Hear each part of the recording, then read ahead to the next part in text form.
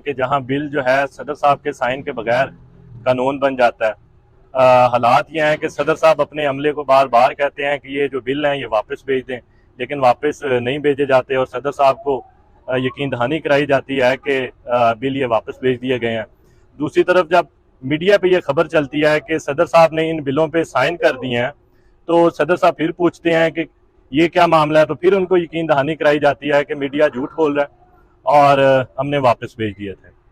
मगर हकीकत ये है कि सदर साहब को, सदर मुमलिकत को धोखा दिया गया, और ये धोखा सदर मुमलिकत को नहीं दिया गया। देखें, सदर जो है वो पार्लियामेंट का हिस्सा होता है और रियासत का सरबराह होता है।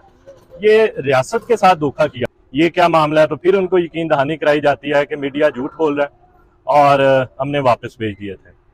मगर हकीकत ये है कि सदर साहब को, सदर मुमलिकत को धोखा दिया गया, और ये धोखा सदर मुमलिकत को नहीं दिया गया। देखें, सदर जो है वो पार्लियामेंट का हिस्सा होता है और रियासत का सरबराह होता है। ये रियासत के साथ धोखा किया।